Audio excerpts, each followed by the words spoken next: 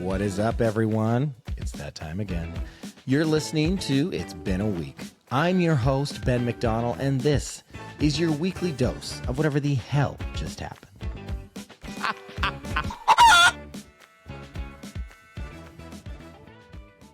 Hello, AJ. Hello. Hello, everyone. Welcome back to It's Been a Week.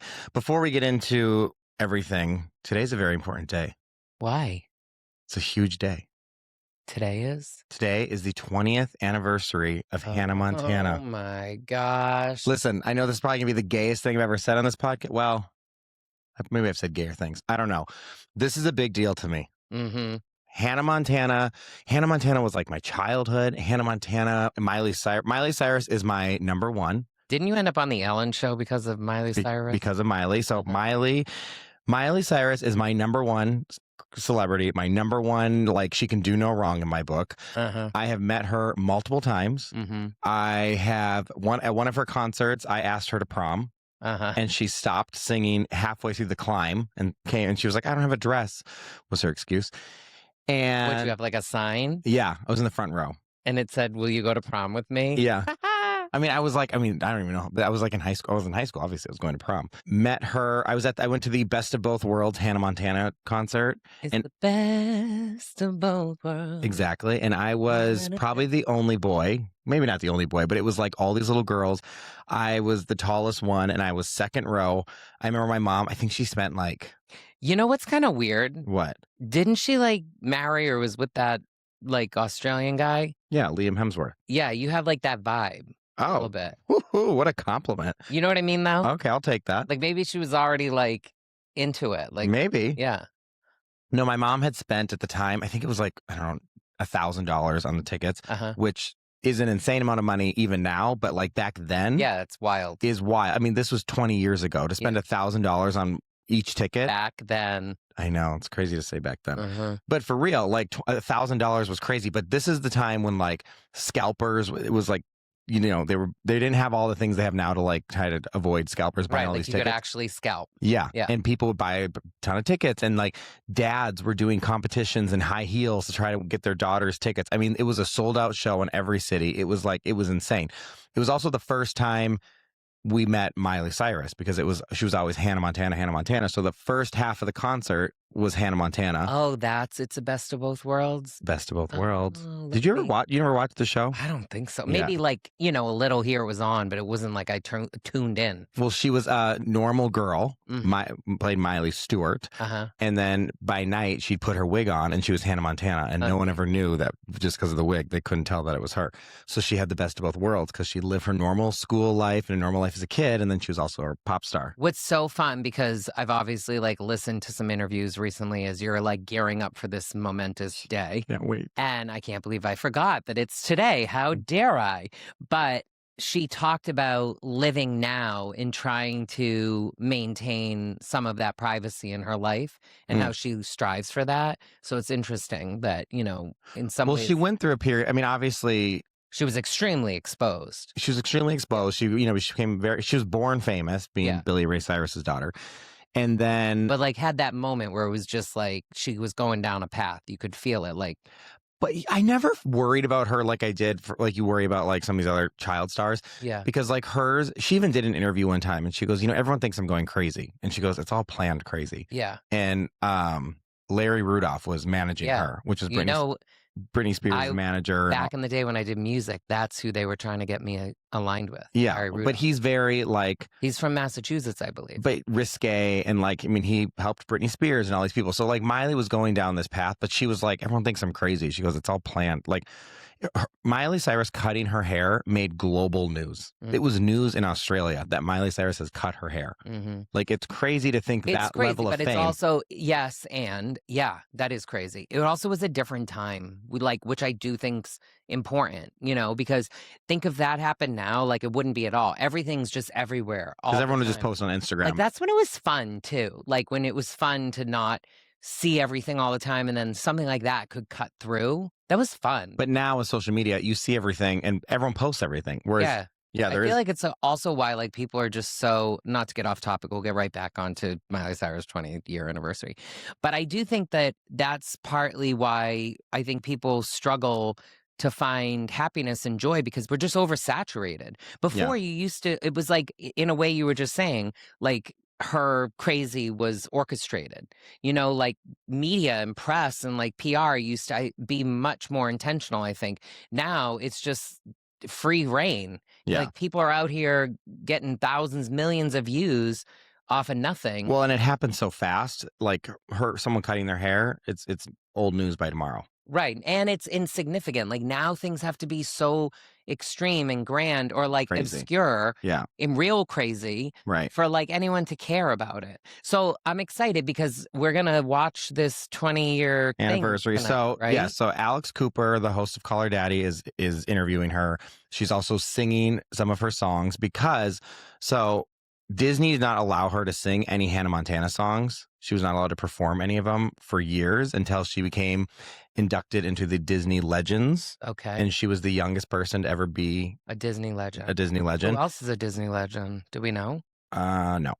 We should figure that out. We should look that up. But once she got that status, they gave her permission to start performing Hannah Montana songs again. But, she went through this phase, which she was trying to separate from Disney and trying to be a new person and trying to evolve. And that's where I think, the Bangers album and the Wrecking Ball and the cutting of the hair and the smoking all the weed and all that stuff. Like everyone else would go through those phases in life. Hers is just on the public display.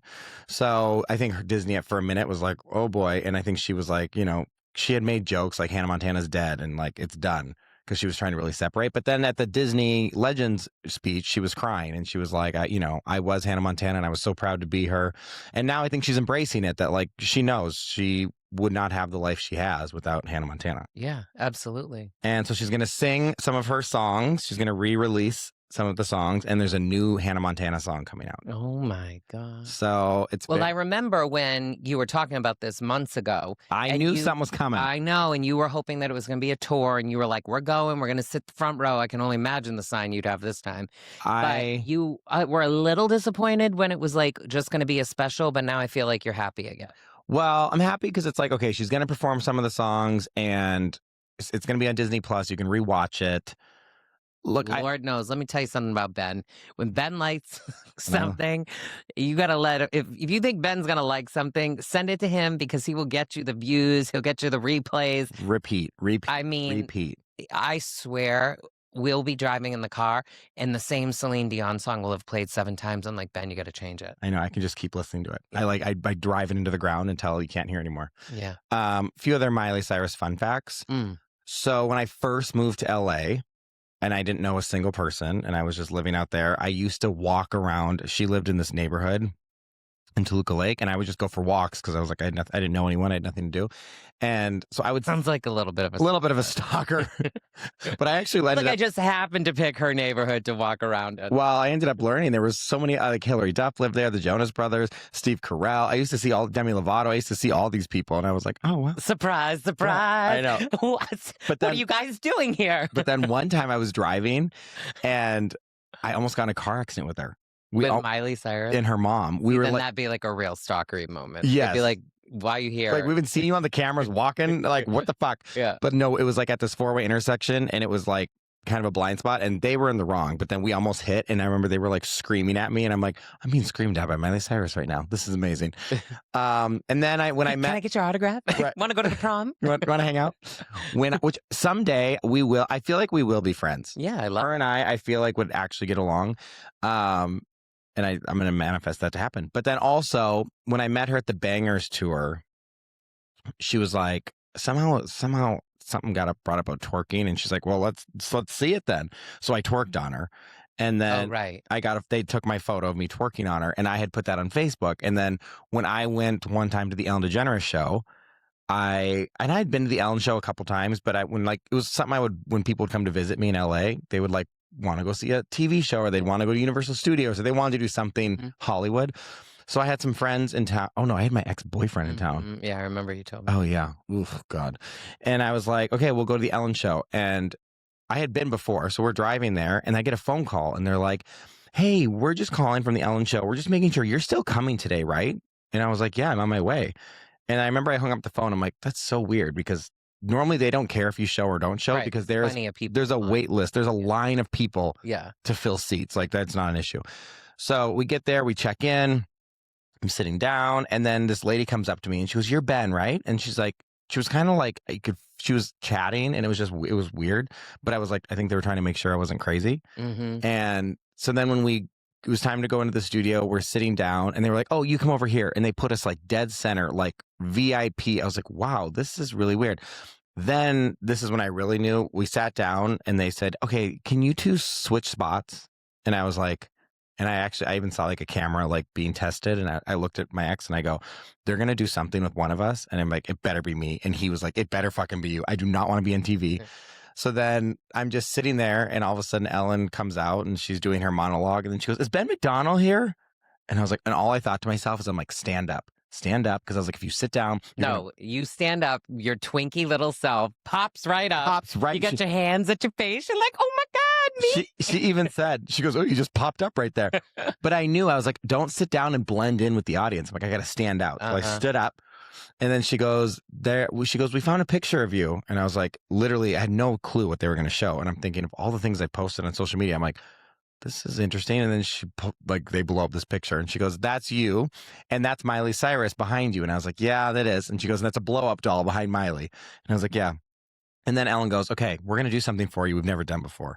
And here I'm thinking, oh my God, she's going to send me to the Oscars red carpet. Oh my God, she's going to have me be her new person, or she's going to or Miley's going to come out or like something. She goes, "We're going to show a video." And she shows this video of me shirtless in the bathroom, lip syncing Josh Groban, "You Raise Me Up." And the funniest part about that video is when I posted that video, my friend Emily, who you know, she goes, "Ben, you can't post that on the internet." She goes, the world could see that. She goes, "Once it's out there, it's out there." And I'm like, "Emily, it's fine."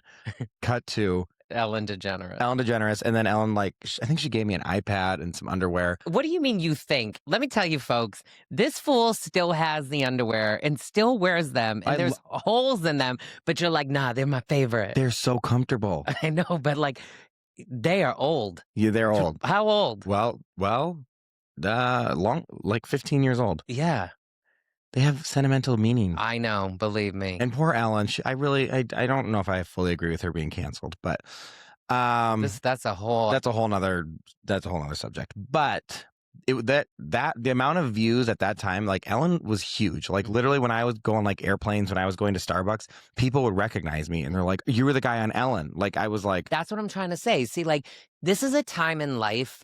I know we'll keep going with Miley Cyrus. I'm sorry to pull us away at times. It's okay. I can always bring it back to Miley. Yes, but this is such an important time of our lives where we can actually remember how special a show like that was and how much culture it drove. We don't have that anymore. Now it's just free reign. And I think a lot of people are really recognizing that. I know I'm just a slight bit older than you, but I also I'm this weird not even generation, couple 5 years where we lived in this earlier time before computers, and then we were introduced to computers, so we get to experience both sides of the world, which I remember, and I remember the analogness of life, and that's so special. How life was so much more present just because it had to be. You didn't have anything else than to be outside or be with your friends or be reading or doing something more present. But even as special as that is, I really think the stuff you're talking about is even more significant. The way that we went from regular controlled media or traditional media to social media, and what that's done by giving everyone an opportunity to impact culture as much as they do. Because when you talk about a show like that and then pulling you on and showing the picture and showing the video, it's done with a lot of intention. Right. They want to celebrate something unique and highlight something and bring a little joy into the world, but it's still controlled and intentional. Now there's just so much shit out there. And I was just saying to you earlier, we should really do a social media cleanse, which I know you were like, "Meh," but this is not a dig. This is just, this is something that I think I see in myself. I definitely see in you, and I'm sure a lot of people will see in their own selves. the way that we get sucked into just scrolling content. It's a dopamine high. But it's also fucking with our heads. Yeah. And the way that we think and the way that we live in the world and the way that we experience. And I really I don't know why I'm so caught on this right now, but I feel like maybe we're at another moment where there's a change coming or something, but I do have a bit of nostalgia from the time that you're talking about, because it made life more fun. Yeah. Think of Beyonce and the Single Ladies and how huge that was, right?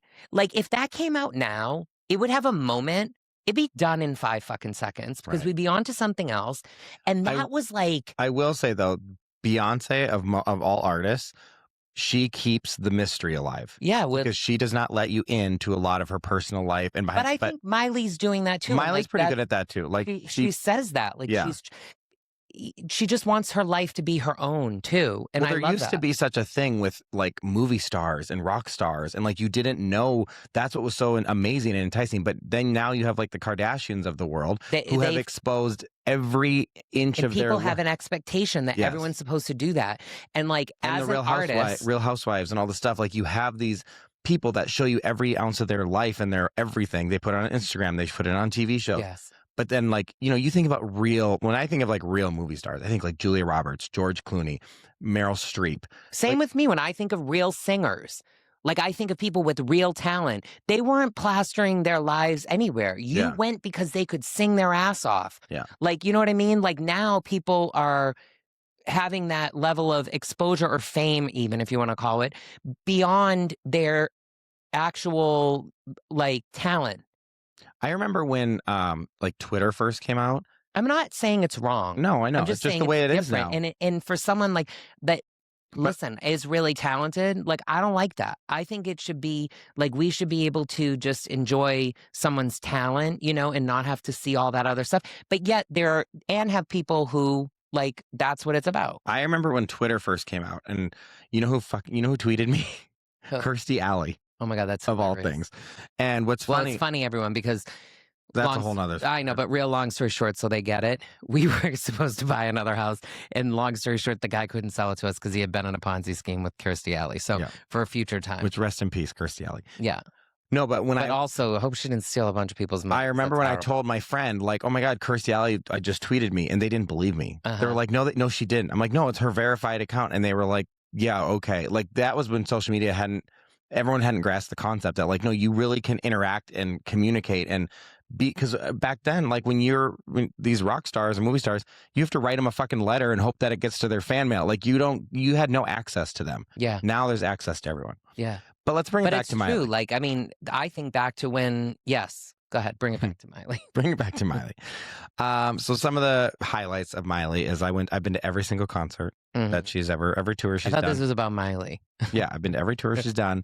I've met her at 3 of the tours, and then what's funny is now I've met her at parties when I went with my friend Nana, and we went to these parties, and I would be around her, and so I was like, does she know who I am? No.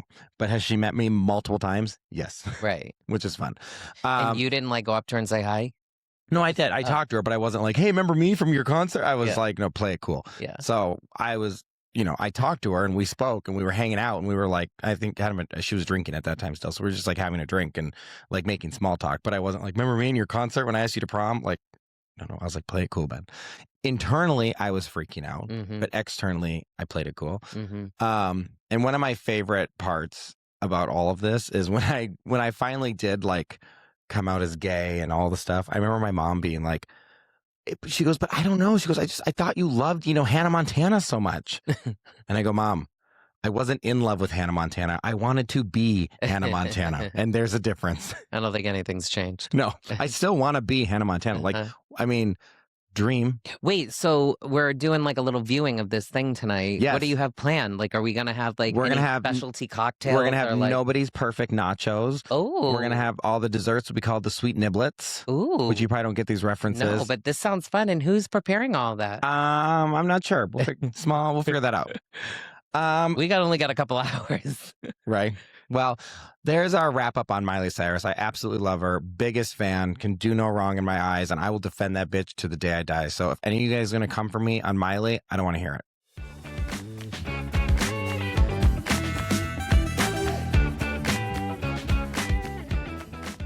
Let's move on to, I mean, we have not been home. Well, speaking of Miley Cyrus, she's from Nashville, isn't she? Yes. Yeah, I know. And now, to your point, we have not been home. I mean, we were, we went and saw your mom down in Mexico. We were in Cabo to see my mom. Yep. Then we were home for a few days. Then we went to Miami for Slim's birthday. Yes, happy birthday, Slim. Then we were home for a few days. Then we went to Mizzou for you to sing the national anthem. Oh, yeah. Oh, say, can you see? Ooh, that's even higher than I did. That's a whole story in itself. Well, I will say, that whole thing came about because remember I told the coach and his wife and our other friend about when Whitney Houston died, how they had me go on the radio to sing a song, the song that I had sang with her, which is Shoot from Waiting to Exhale. And when I went on the radio, I sang the wrong song. I sang Shoot from TLC or Salt and Pepper or whoever it's from. Whoops. And yeah. And so what's funny is like, I'm going out to sing the national anthem, which is my favorite song to sing at Mizzou. And they thought it was going to be later. And then it was like, no, get out there right now. I get out there and I start singing. And I was like, oh my gosh, I'm singing this song higher than I was supposed to sing it. And so thankfully I can pull that off. But I was standing there being like, how am I going to hit these high notes? And, it's wild. And then we can move on from this. When I was young, I sang the national anthem at an ice skating rink. Mm-hmm. And I was going through puberty. And I went, and the Rockets red glare. And I was like, oh my God, I'm so sorry. And then I kept singing. So, wait, you apologized mid-song? Mm-hmm. Sure did. I was like 10. That's okay. Yeah. That's all right. And then we came home after Mizzou and then went to Nashville. I was home a day. I wasn't even supposed to be home a day, but I was able to move my flight. Then I went to Nashville and I did this leadership offsite, which was amazing. Yeah. For a really big company in the music and podcasting space. Yes. It was amazing. And spent a few days with them. And then you came to meet me and we went to the SEC basketball game to see Mizzou. We went to that amazing event with those songwriters. That was cool. That was so cool. Yeah. Unexpected. We went to this little bar, hole in the wall. You would not think anything of it. But now I found out it is the place to go. It's called the Local. Yeah. Right? And it's the place to go. So. Well, that I would say is the highlight because I got to tell you, Nashville's not my place. I know. You know what? I think if you're going for a reason, like a bachelorette or a bachelor party or like a fun birthday, it's a great place for people to commune and go out and party, but that's all it is. But I think we spent all our time on Broadway. I wish we would have had a car and gone out and I said that. I want to go to the Grand Ole Opry. Yeah, we should have explored because Broadway to me was trash central. That was young. There was a lot of young people. But there was also old There's people, also older than us. Yeah, but it just I felt like to be there, to be enjoy, you had to be wasted. I know. That was the only. Remember the night, the second night? So we were supposed to fly out later in the day, and then our plans changed and we left early in the morning. But the night prior, I literally said to you, I cannot do this anymore. I need to leave. Well, I don't ever say that. But it was 10, 11 a.m. the one day, and we were just sitting at the bar, and I'm like, I guess you just start drinking because you're listening. And look, the live, I have to give these people credit. There's so many people there that are aspiring to be, country singers, and they're fucking working their ass off, and it is amazing. That there's so much music. Problem with it is not all of it's stellar. Nope. And it all sounds the same at some point. There's nothing that's that original. So everywhere you go, yeah, it's a different band and maybe there's a little uniqueness, but not that much. It's all just sounds the same. But even the bars, we went to 15 different bars. The one bar that had the hip hop and R&B was the most fun because it felt different. We went to 15 different bars. I couldn't tell you the difference between each bar. Mm-hmm. They all look the same. They all have the same feel. They all have the same energy. Just a different name. It's just a different country artist that has, No, literally slapped on there. That's so true because we went into one Posties or something, and I'm like, you're like, oh yeah, we're gonna go here. We haven't been here. I'm like, no, we were here yesterday. No, we were at the Jason Aldean. I'm like, I'm telling you, they're connected. We were here, and then you ended up realizing we had gone to this floor or whatever. It's just it all blends in at some point. And there's point. so many stairs, and it's so many stairs, 10 flights of stairs. I got some solid Soul Cycle legs, but you better be like ready to go because they're like they don't really want you to use the elevators. No. They don't let you. You're in cowboy boots and schlepping around. And then when you're drinking, it's like, God, these stairs. Like, the how many people... floor. Remember when we were in that? Moving. I was like, get me out of here. Yeah. I do not need to end up on some national that something news. Caved in. Yeah, no, but the staircases, it was like so many stairs, so many. I'm like, this is a lot.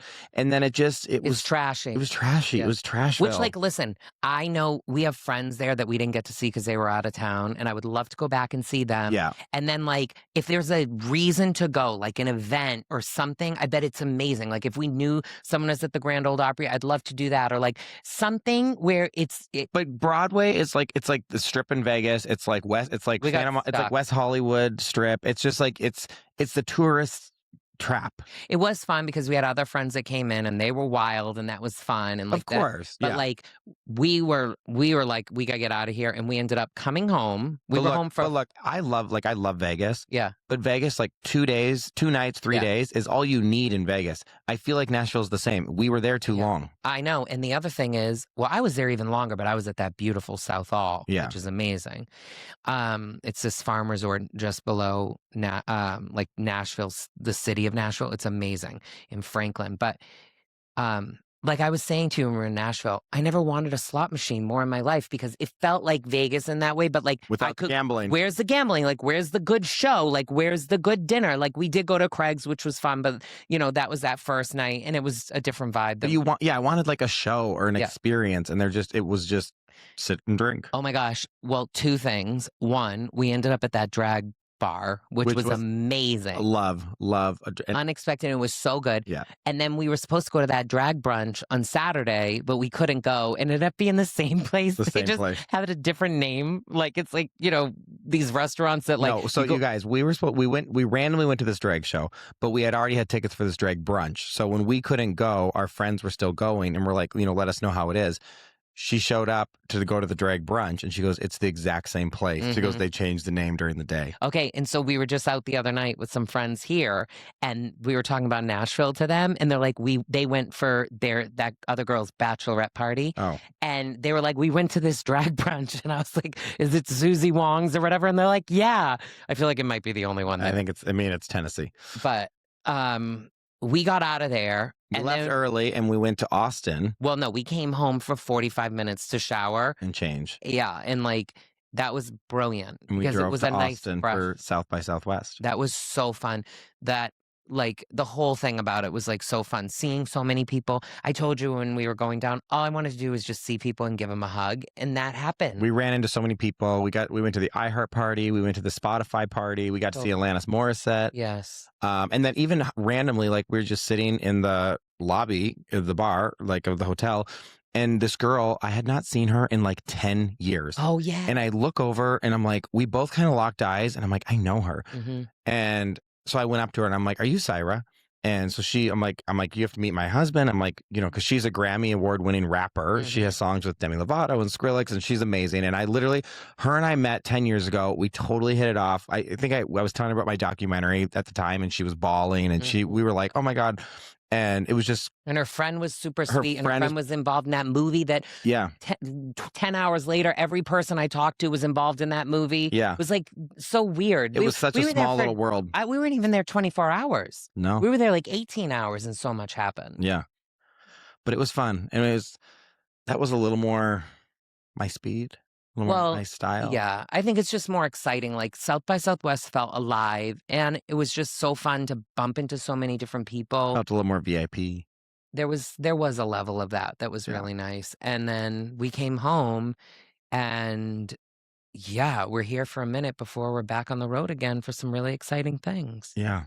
But it is good to be home, although I can't believe it's 95 fucking degrees in March. When we went down there, it was 90 degrees that day, and then the next day was 50, and now we're back to 90. But like the weather here is wild. It's like, I don't know, like I don't know, the Mother Nature is pissed off.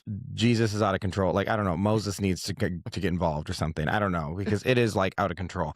It literally goes from 95 to 50 overnight. And like 30 at night. But not also 50 at night. It's 30. March. What is it going to be like in like July? We're gonna melt. Who knows? It could change. We could be, the weather's wild. It could be rainy, which would be lovely. That would be nice. We should look at the Farmer's Almanac. We do live on a farm. The hell's a Farmer's Almanac? What are you talking about? What are you talking about? It's this amazing book that will like tell you what is expected to happen. Now I'm probably, I don't know how. There's a book on the weather? Yeah, like the Farmer's Almanac. Like, I don't know to what year it went to, so now I'm sure it's just like a digital thing, but it like tells you like a zodiac sign for the weather? Kinda, I guess. So what farmer's coming up with the farmer? What is it called? Almanac. I don't know. That's something. Can you spell that? ALAMAN, man, AC. Almanac. And who? Speaking of spelling, how good am I doing at the Wordle? I keep getting it in too. I've been doing pretty well too. But I get strategy. Yeah, do you want to share your strategy with the class? No, I don't want to share my strategy. But it's good. And I'm doing well. And I keep hitting too. But is it because you're waiting on other people to send their results and you know their first word? How do you think I've figured it out, though? I've figured out what their first words are. How I figured out your first word when I put it in that day. And you're like, how'd you know that? Because you can look at when you know what the word is, and you can go back and match to whatever letters I got correct. Takes quite a few games, but I figured it out. Yeah, that's how I figured out Sally's first word. I don't think that you had it right. Crane. Oh, but she said it wasn't, or was it? No, she said it was, and she goes, and I'm changing it now. Oh, yeah, that day. But I did the same thing. I went up and matched like what letters were right on what days, and yeah. Yeah, well, I've done. Are you guys Wordle players? Do we have anyone out there that plays Wordle? I feel like it was really popular, and that kind of maybe died off, but maybe it's still popular. Yeah, it's fun. I think it's so fun to like just accomplish that. Do you remember when there was Words with Friends? Yeah, that was another one. All right, is there anything else we need to talk about this week? I feel like we. No, I think I'm just excited for what's to come over the next few months. I think there'll be some really fun, awesome things, and can't wait. It's gonna be big.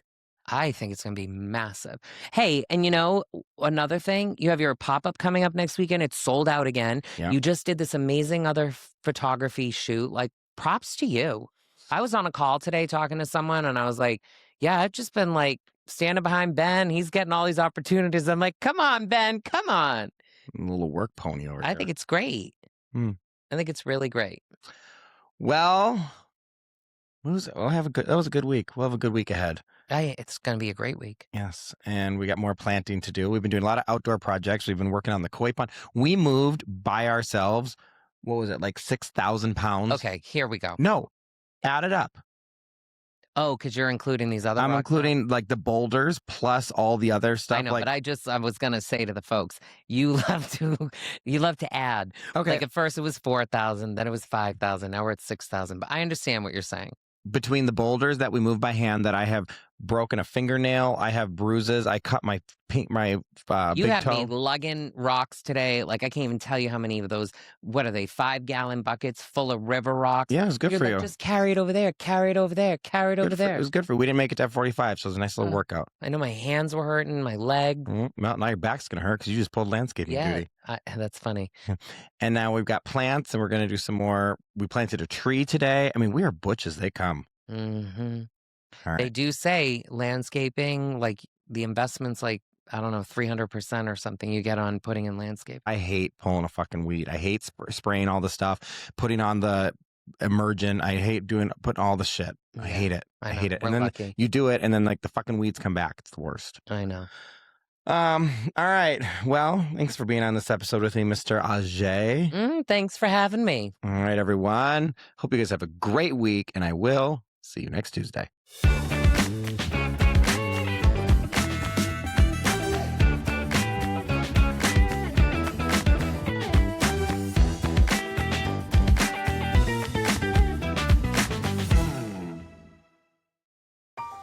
Hey, podcast listeners, I'm Ken Schneck, host of This News is So Gay. This News is So Gay is a weekly roundtable where LGBTQ+ journalists discuss issues at the forefront of national dialogue. We're covering hot-button queer news like healthcare and athletic bans for trans youth, defunding of federal HIV and AIDS programs, and general threats to queer public life. Think Meet the Press, but gayer. New episodes of This News is So Gay drop every Wednesday morning.